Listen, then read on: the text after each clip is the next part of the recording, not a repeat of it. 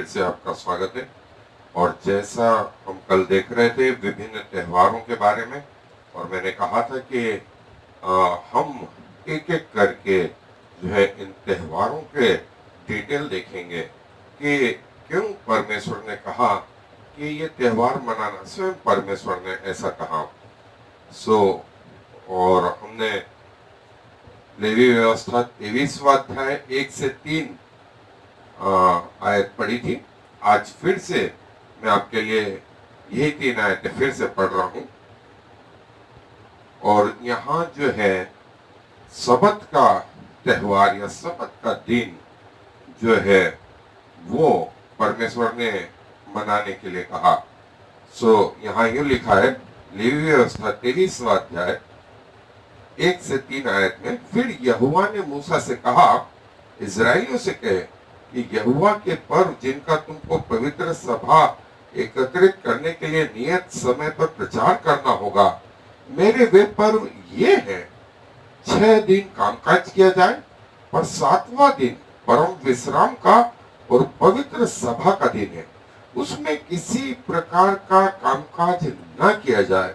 वह तुम्हारे सब घरों में यहोवा का विश्राम दिन ठहरे। देखिए, विश्राम दिन एक पर्व है। कलीसिया के लिए संडे एक फेस्टिवल है, और इस फेस्टिवल में कैसे जाएं, क्या तरीका अपनाएं, जो है प्रभु की आराधना कैसे करें, कैसे अपने आप को प्रभु के सामने प्रेजेंट करें, ये सब मतलब हर संडे कलीसिया में जो संडे चर्च सर्विस है वो एक फेस्टिवल है। जो पुराने नियम में इजराइलियों के लिए जो है वो सबत का दिन जो है फेस्टिवल के रूप में मनाया जाए हर सप्ताह। और ये किसने कहा?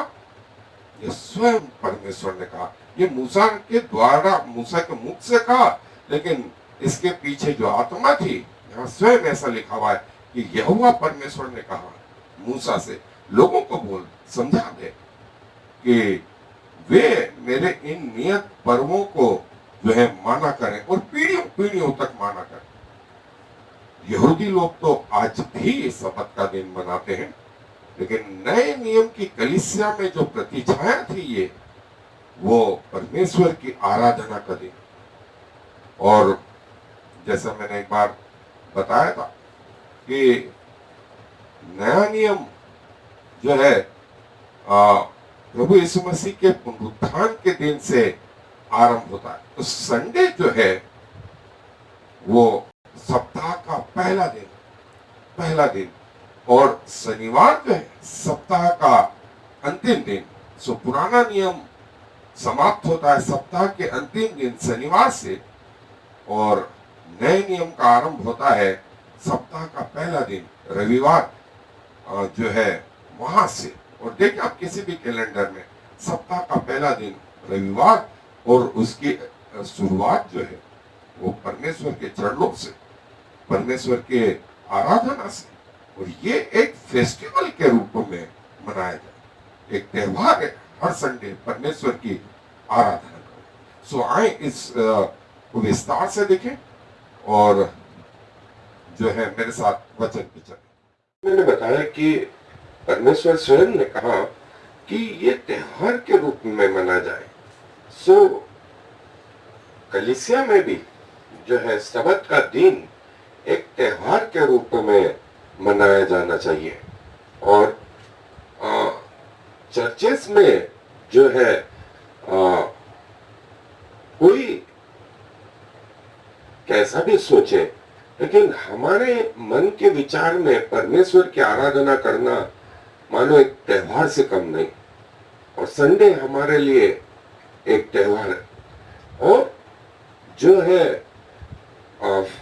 त्योहार के समय में जो इजरायली अपने घरों के आगे जो है वो परमेश्वर के नियमों को पढ़ते थे, एक्सप्लेन करते थे, और जोर जोर से पढ़ते थे, ताकि जो है वो दूसरे लोगों के कानों में सुनाई दे। और 7वां दिन जो है जैसा उत्पत्ति की पुस्तक में आया है, वहां परमेश्वर ने विश्राम लिया और जो है उस समय तक परमेश्वर ने नहीं कहा कि ये जो है विश्राम दिन पब्लिक में भी माना जाए, लेकिन निर्गमन की पुस्तक में जो है परमेश्वर ने ये निर्देश दिए कि विश्राम दिन को एक त्योहार के रूप में माना जाए। इस दिन जो है इस दिन को पवित्र माना जाए और परमेश्वर को स्मरण किया जाए। और 6 दिन तो आप काम करें, लेकिन 7वां दिन जो है आप स्वयं, आपके घर में आपके बच्चे, आपके नौकर चाकर, आपके जानवर, आपके घर में जो मेहमान आया हुआ है, वो सब इस विश्राम दिन में शरीक हों। और ये सबत का दिन जो है,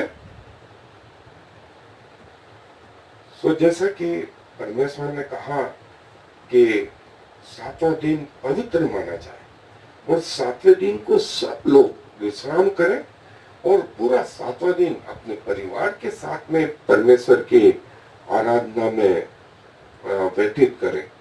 सो ये जो है एक त्योहार के रूप में जो है इस्टेब्लिश परमेश्वर ने किया। और जो है 6वें दिन परमेश्वर ने इतनी आशीष दी कि जब ये लोग इजरायली लोग अपनी यात्रा में जंगल में थे, तो 6वें दिन जो है मन्ना दोगुना गिरता था। और उस दिन वो रूटीन में यदि मन्ना को 24 घंटे रखा जाता तो वो सड़ जाता था, लेकिन शनिवार को जो मन्ना गिरता था, मतलब 6वें दिन, वो अगले 48 दिन तक नहीं सड़ता था। सो सबसे अच्छी बात जो थी वो ये कि परमेश्वर की आशीष जो है वो इनके ऊपर बनी रहती। और ये मन्ना जो है नए नियम में कोई और नहीं, हमारा प्रभु यीशु मसीह। और प्रतिदिन के अनुसार जो है हमें अपनी रोटी दिया कर, और ऐसा प्रभु ने कहा। और जो है प्रभु यीशु मसीह के शरीर को जो है सड़ने नहीं दिया गया। ऐसा प्रेरितों के काम में 2 अध्याय 27 और 31 आयत में पतरस कहता है कलीसिया को। सो प्रभु की आशीष और ये मन्ना जो है प्रभु यीशु मसीह की महिमा को जो है बताता है।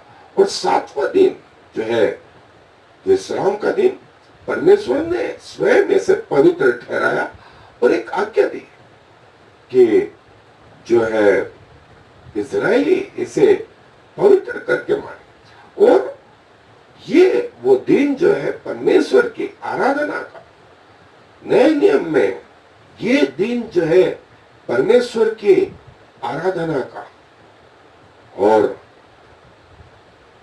जैसा मैंने बताया कि नए नियम में चर्च में सबत डे जो है, सबत का दिन जो है, उसको पुनरुत्थान के दिन ने रिप्लेस किया।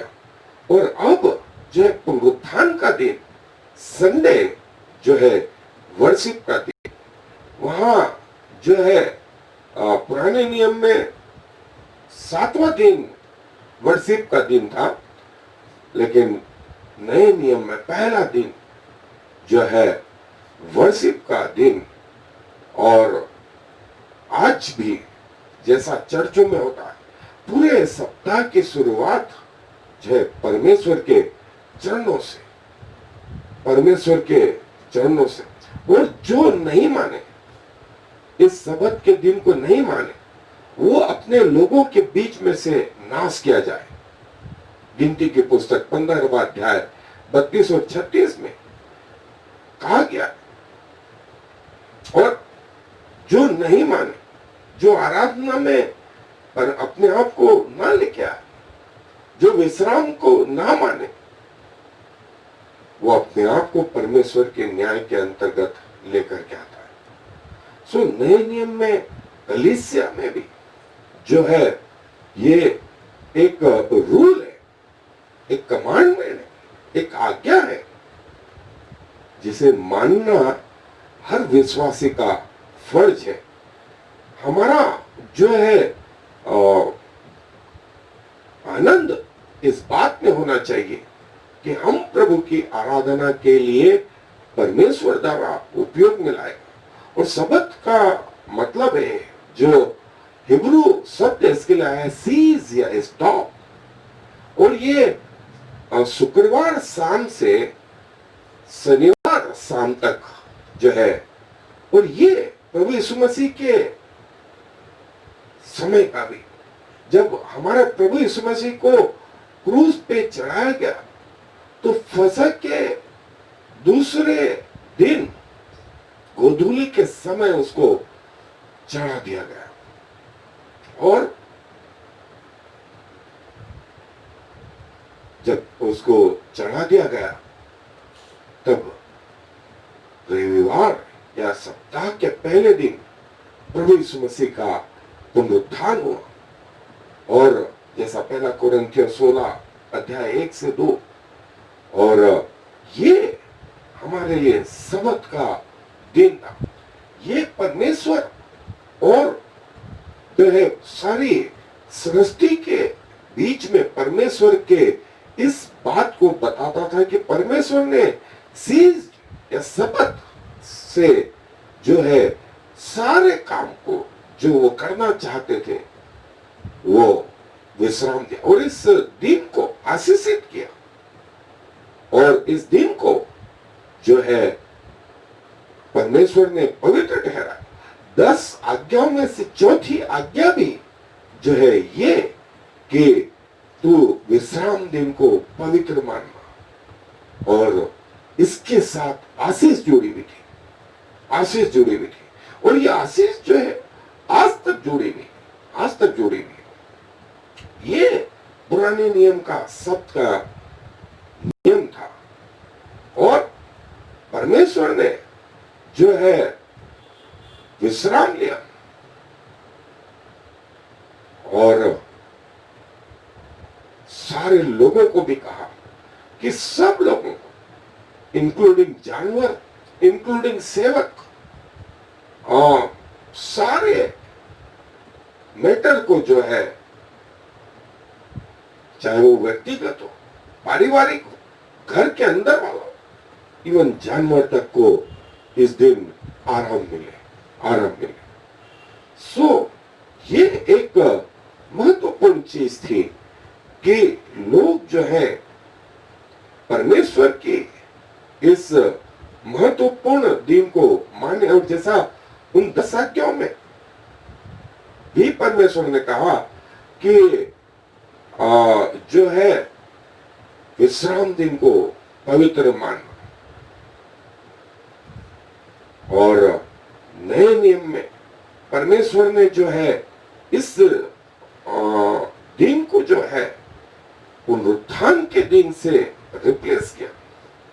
और परमेश्वर ने कहा कि आराधना करें, परमेश्वर की आराधना। और परमेश्वर की आराधना करना कलीसिया का प्रिविलेज है, सौभाग्य है। क्योंकि हम तो सप्ताह में एक दिन कुछ घंटों के लिए आराधना करते हैं, जबकि परमेश्वर के स्वर्ग में आराधना, सारे स्वर्ग, चारों प्राणी, 24 प्राचीन रात दिन आराधना करते हैं। और वो भी पूरी पवित्रता के साथ करते हैं। न हम में वो पवित्रता है, न हम में वो योग्यता है कि हम परमेश्वर के सामने खड़े रह सके, न हमको परमेश्वर की लैंग्वेज का ज्ञान है। पृथ्वी का सा हमारा सोच है, पृथ्वी कैसे विचार है, और पृथ्वी पर रहते हैं, पृथ्वी की लैंग्वेज है, पृथ्वी का स्तर। और सौभाग्य मैंने इसीलिए बोला कि परमेश्वर की आराधना स्वर्ग तक पहुंचे, ये हमारा सौभाग्य है। और ये त्योहार के रूप में जो है मनाया जाए, ये महत्वपूर्ण चीज थी पुराने नियम में। ये महत्वपूर्ण चीज है नए नियम। कई लोगों को लगता है कि हम आराधना कर रहे हैं इसीलिए परमेश्वर की आराधना हो रही है। कई लोगों को लगता है कि मैं प्रचार कर रहा हूं इसीलिए प्रचार हो रहा है। मैं बोलूं कि हम सब गलत हैं।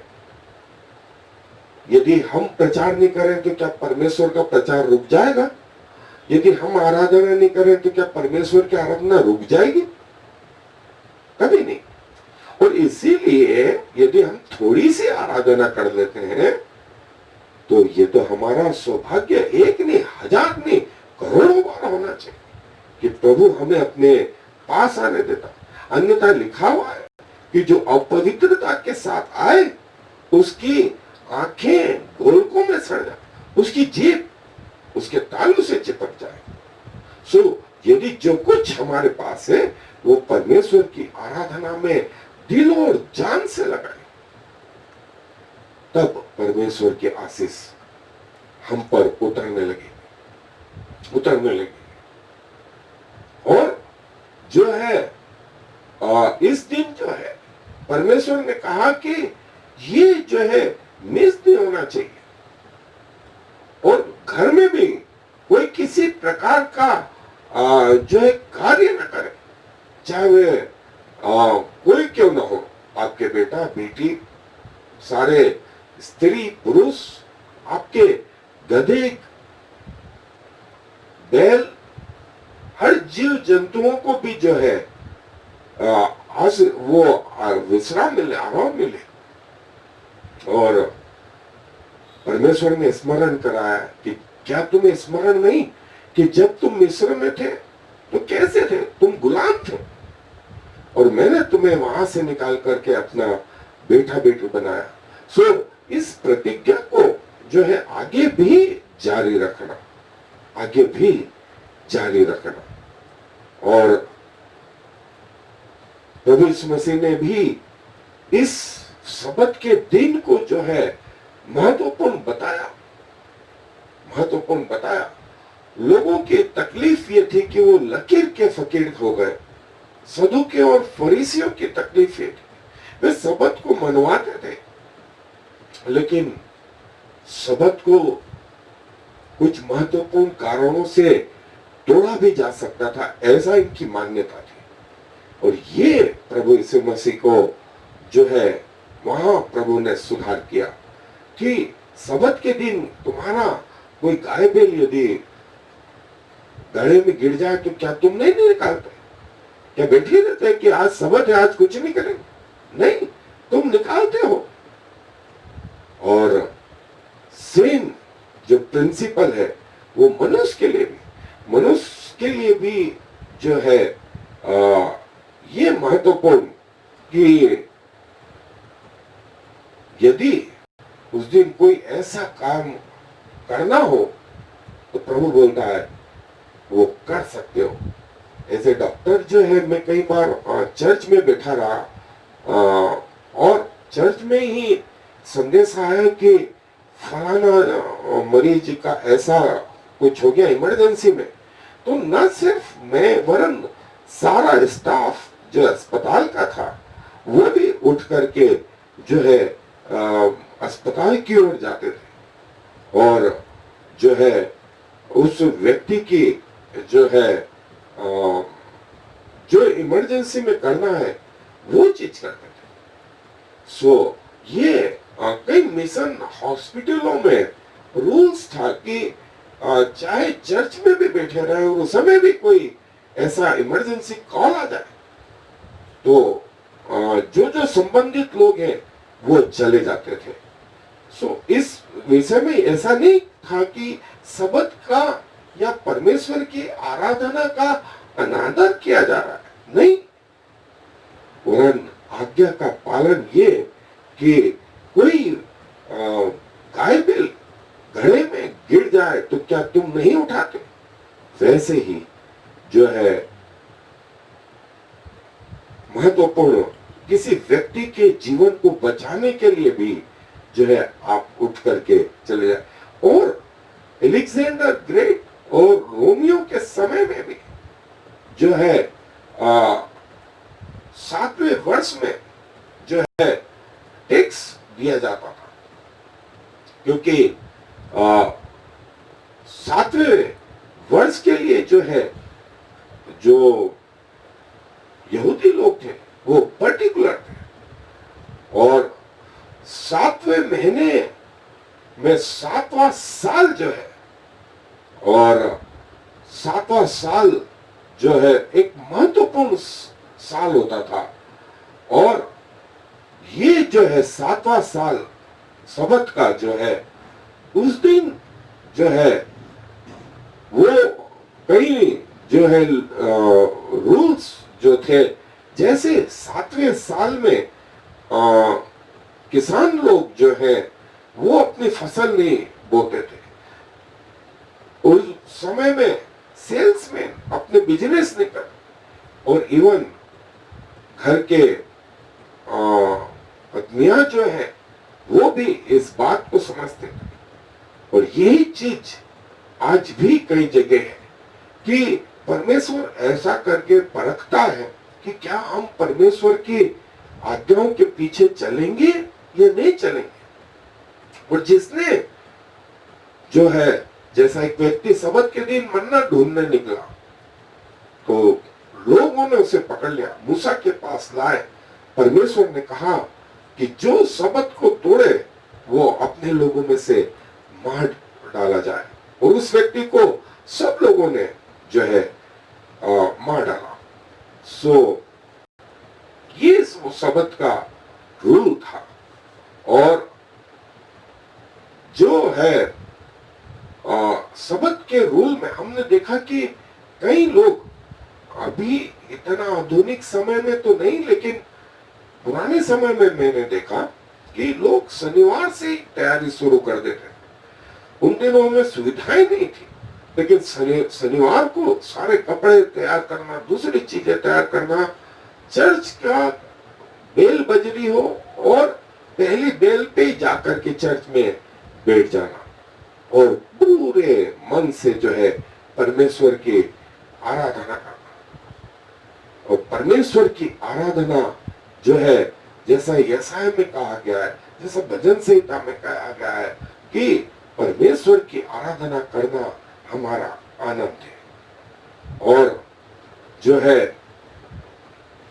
पुराने नियम में, बाद के समय में जो है सबत के दिन जो है अवकाश जैसा है घोषित कर दिया गया, और सब व्यक्ति अपने अपने कामों से विश्राम करके जो है अपने घरों में रहते थे। और परमेश्वर की आशीष इतनी आती थी कि परमेश्वर ने फसलों के लिए कहा कि 7वें वर्ष में फसल नहीं लगाना, तो मैं 6ठे वर्ष में इतनी आशीष दूंगा, इतनी फसल दूंगा कि तुम अगले 2-3 साल तक खाते रहोगे। जमीन को भी आराम देना, जमीन को भी आराम देना। और जिन जिन लोगों ने ये परमेश्वर की आज्ञाओं को माना, परमेश्वर की आशीष उनके जीवन में आती रही। और जिन्होंने नहीं माना, बेबीलोन में जो है ये बात जो है परमेश्वर ने कही कि जो है जब लोग, इजरायली लोग बेबीलोन चले गए, सो वहां पर गुलामी में जो है सबत के दिन को जब उनके 70 साल पूरे हुए और फिर से मंदिर बनाया जाने लगा, तो सब लोग जो है, जैसे यहेजकेल में लिखा, सबत के दिन सब लोगों ने, नहम्याह ने, एजरा ने, इन सब लोगों ने विश्राम लिया और सबत के दिन मंदिर का कोई कार्य नहीं करा। और इसका वर्णन जो है नहम्याह की पुस्तक में पाया जाता है। सो नए नियम में जो सबत है वो धीरे धीरे जो है, हालांकि कलीसिया में, जैसा मैंने प्रभु यीशु मसीह के बारे में बताया कि प्रभु ने कहा कि जैसा तुम्हें लगता है कि इस सबत में भी कोई इंपॉर्टेंट वर्क है, तुम सारी चीजें छोड़ करके वो करने लगते हो। यहाँ वह है जो सबत से भी बड़ा है, और जो है सबत से बड़ा मतलब कौन? हमारा प्रभु यीशु मसीह। हमारा प्रभु यीशु मसीह सबत से भी बड़ा है। और प्रभु यीशु मसीह ने जब वे पृथ्वी पर थे और सारे नियमों को, सारी आज्ञाओं को जो है पालने की लिए प्रेरित किया, और स्वयं प्रभु यीशु मसीह जो है सबत के दिन आराधनालय में जाते थे और वहां उन्हें परमेश्वर का वचन पढ़ने के लिए दिया गया, और उन्होंने न सिर्फ वो जगह निकाली, वो स्थान से पढ़ा और उस विषय में बताया भी। लेकिन तकलीफ कब हुई लोगों को? जब उन्होंने सबत के दिन एक जन्म के अंधे की आंखें अच्छी कर दी, एक जन्म के लूले को ठीक कर दिया, तो सदूकी फरीसी को ये तकलीफ हुई, बोले सब दिन आओ लेकिन सबत के दिन नहीं आओ। और प्रभु ने कहा यहाँ वह है जो सबत से भी बड़ा है। और जो है जैसा कि सदूकी और फरीसियों ने आपस में ये विवाद किया कि यदि ये सबत के दिन को नहीं मानता है तो परमेश्वर की आशीष कैसे आ जाती? बजाय आशीष के तो श्राप आना था।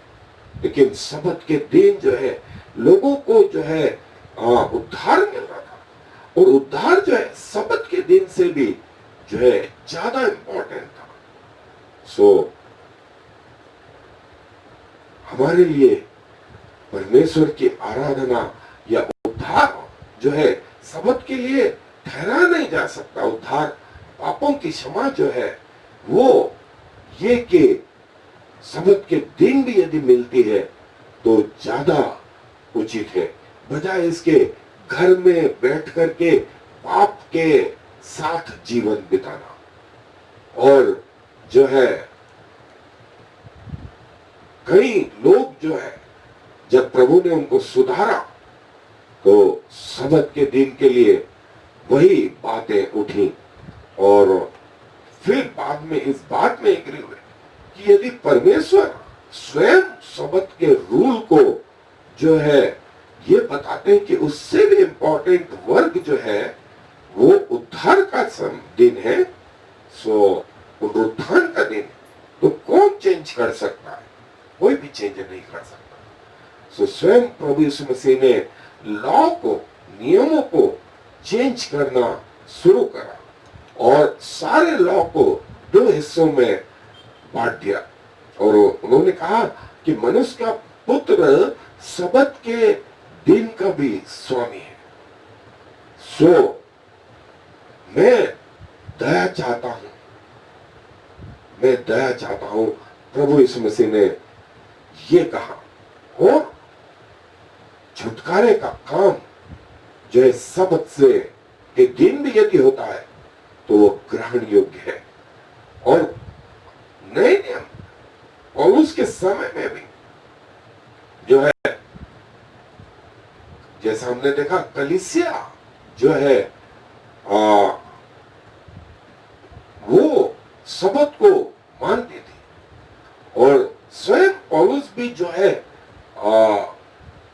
सबत के दिन जो है वो मंदिर में जा करके प्रभु की आराधना, और न सिर्फ ये, सो जो यहूदी लोग सबत मनाते थे पौलुस उसमें भी सम्मिलित हो, और पौलुस ने पवित्र आत्मा की अगुवाई में कहा कि ये आने वाले मसीहत की जो है एक परछाई है। और सबत थीम्स जो है वो क्रिएशन एंड रिडीम्पशन, परमेश्वर ने पुराने नियम में क्रिएशन किया और नए नियम में छुटकारा दिया।